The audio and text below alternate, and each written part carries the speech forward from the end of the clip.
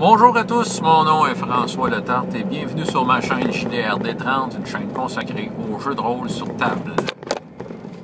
La vidéo liste que j'ai à vous proposer, c'est la réponse au RPG Week numéro 7. Bruno a fait une question. Les pots de vin, maître de jeu. Je vais vous raconter mes anecdotes de pots de vin pour les fois que c'est arrivé. C'est pas arrivé souvent. J'ai peut-être 3 choses qui me viennent en tête. Tu sais, je suis pas... c'est sûr, tu sais... Ça dépend des jeux, là, tu sais, je suis pas totalement fermé à l'idée, mais je crois que ça n'a juste pas nécessairement sa place. Tu sais, je suis pas contre. Comment je pourrais dire? Je l'invite pas, là, tu sais, veux dire, puis tu sais, si ça arrive, ben, tu sais, je vais dire, ben là, franchement. Mais bon, c'est déjà arrivé. Je pense que, comment je pourrais commencer ça? Moi, je me souviens de... C'était drôle. C'était plus une joke que d'autres choses, mais je me souviens à Star Wars, un groupe que j'ai eu longtemps à Drummondville. Écoute, puis c'était drôle parce que, tu sais, on pouvait se faire des games, puis c'est ça. Puis on s'achetait des chips, tu sais, évidemment, toutes sortes d'affaires de veille. Puis t'avais des joueurs les plus demandants, qui demandaient toutes sortes d'affaires au maître de jeu, qui se mettaient proche de moi puis de l'écran du maître. Puis, tu sais, c'est comme, quand il faisait une demande auprès de moi, il dit, hein? Alors, j'aimerais ça, tu sais, négocier le prix du vaisseau, là, le faire descendre pas mal. Je disais, ouais, faut que tu fasses un test de marchandage. Puis il dit, ah ouais. Puis là, il me tendait le sac de chips ouvert dans ma face.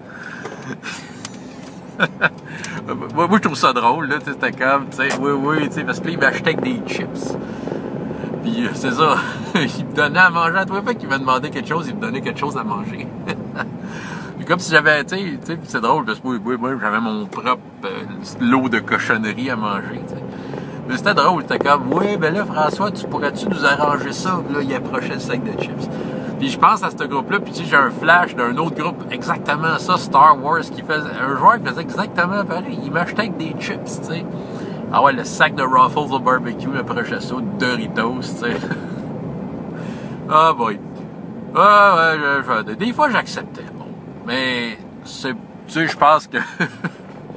tu sais, c'était ça, tu sais, je trouve que, tu sais, c'était juste un running gag de dynamique de groupe, d'auto de la table. C'était le out of game qui se mettait un peu dans le in-game. Ben oui, ils ont réussi à négocier des vaisseaux spatials moins chers à coups de Ruffles au barbecue, tu sais.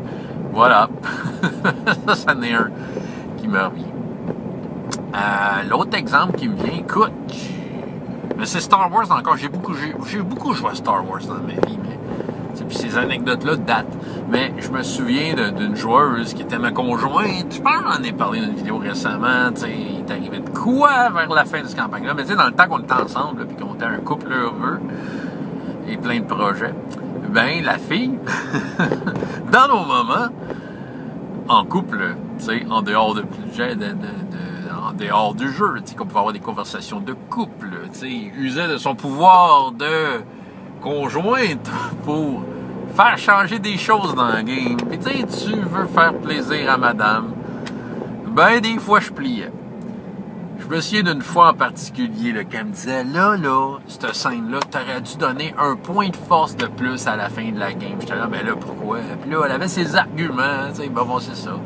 Et boy, quel être influençable que j'étais. Même si j'étais pas d'accord, je voyais que ça faisait pas de l'affaire à madame, que j'avais pas donné le point de force de plus à tel personnage. J'étais même pas à son personnage. J'étais comme, elle avait décidé que dans le game, c'était de même, ça marchait. Puis bon, OK. Fait qu'après le game d'après, il dit, OK. Hey, en passant, toi, t'as un point de force de plus. Là, l'autre, yeah! Tu sais, puis là, j'y disais pourquoi, en utilisant les arguments de madame.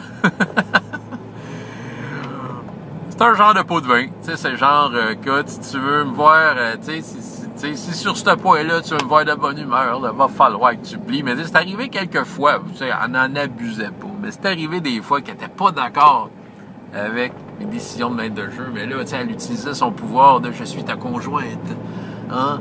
Et j'ai eu plus de pouvoir que toi dans le jeu. Parce que, la madame, elle voulait être contente, fallait que je plie à sa demande. En même temps, c'était rigolo. Bon, je pliais à ça, regarde. Tu sais, je me disais au bout de la ligne, bon, qu'est-ce que ça change dans le game, finalement, tu sais. Ils vont tous se faire tuer à la prochaine. Pareil. Bon, voilà, ça change, c'est ça. Puis, farce à part, ben, des affaires de pot de vin, il y a des jeux qui vont comme l'encourager pour avoir des points de quelque chose, tu sais, des bennies à Savage Worlds, des style points à Ubiquity, des skill points à Star Wars, dans certains, je dirais pas Star Wars, mais System D6, tu sais, je pense même qu'ils en parlent dans Cortex, là, tu sais, les jeux où t'as des récompenses, là, monnayables.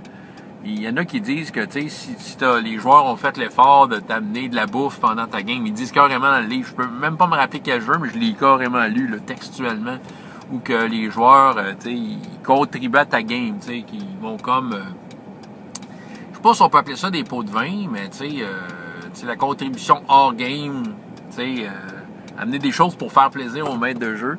Ben, il disait que tu pouvais récompenser ces joueurs-là de ce genre de monnaie-là, de monnaie in-game, là. Fait que, tu sais, il y a des jeux qui l'encouragent, tu sais, puis, je sais, Fate, je pense Fate le fait, tu sais. Je dis peut-être n'importe quoi, mais je sais que je l'ai déjà lu, puis voilà. Tu sais, je pense que, tu sais, il y a des fois que c'est correct, là. Je pense que c'est ça. Les exemples de Bruno sont un peu... ça, c'est des extrêmes que j'irais peut-être pas. Tu sais, si on va aller voir la vidéo de Bruno, le lien est en bas, là. J'irais peut-être pas dans ce genre d'extrême-là. C'était un peu comme du gros bilisme, tu sais, immature, là. Mais tu sais, quand c'est quand même... Moi, tous mes exemples, c'était tout un peu... C'était quand même fait dans une ambiance intéressante, tu sais. Puis, tu sais, ça avait pas d'impact réel dans le jeu, là. C'était plus comme... Tu sais, c'était sympathique et rigolo, puis regarde, je pense que ça fait partie du package, tu sais, du package de relations que tu as autour d'une table, en tout cas. C'était ma réponse à la RPG Week numéro 7. François Letarte, JDR D30, et jusqu'à la prochaine fois. Ayez autant de plaisir dans la vie que dans les jeux. Au revoir.